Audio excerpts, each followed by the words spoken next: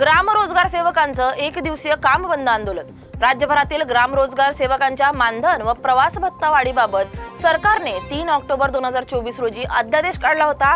त्यानुसार मानधन 6,000 वरून 8,000 व 2,000 रुपये भत्ता देण्याचं जाहीर झालं होतं। मात्र या निर्णयाची अंमलबजावणी न झाल्याने आणि मार्च पासून मानधनही थकले असल्याने रोजगार सेवक कुटुंबे उपासमारीच्या संकटात सापडले आहेत। त्यामुळे खामगाव पंचायत समिती समोर रोजगार सेवकांनी एक दिवसीय काम बंद आंदोलन करत सरकारला इशारा दिलाय।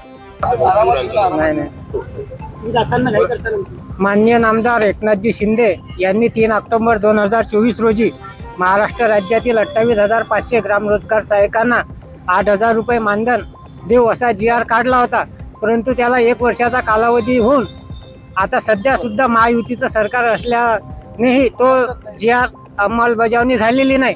त्यामुळे पूर्ण महाराष्ट्रामध्ये शासनाच्या विरुद्ध तीव्र संतोष आहे आणि आज लोकशाही मार्गाने आम्ही एक दिवसीय कामबंद आंदोलन आणि धरणे आंदोलन माननीय मदनजी खरात साहेब जिल्हाध्यक्ष यांच्या नेतृत्वाखाली जिल्ह्यात राबवत आहोत। यापुढे शासनाने जर आमच्या मागण्या मान्य केल्या नाही तर येणाऱ्या डिसेंबर महिन्याच्या या हिवाळी अधिवेशनामध्ये आम्ही शासनाच्या कुठल्याही प्रतिनिधीला या जिल्ह्यामध्ये फिरू देणार नाही आणि आमच्या मागण्या ज्या रास्त आहेत त्या शासनाने लवकरात लवकर मान्य कराव्या। आणि सर्व रोजगार सेवकांना मी अशी विनंती करतो की तुमच्या चॅनलच्या माध्यमातून जातपात आणि पक्ष विसरून आपण येणाऱ्या जिल्हा परिषद पंचायत समितीमध्ये शासनाच्या विरोधात भूमिका घ्यावी असे आवाहन तुमच्या माध्यमातून मी सर्व बुलढाणा जिल्ह्यातील रोजगार सेवकांना करतो। आणि आपल्या हक्काच्या मागण्या आपल्या पदरात पाडून घेण्यासाठी हरने वाले सुन तू 2 घड़ी का मेहमान है, अरे तेरे ही मैदान में हमारा यह ऐलान है। मी ज्योतिराम जोंगळे इंगळे, ग्राम रोजगार सेवक, जिल्हा संपर्क प्रमुख बुलढाणा।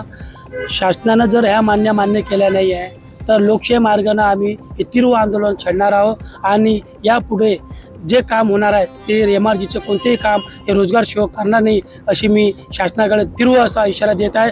एवढंच बोलू इच्छितो।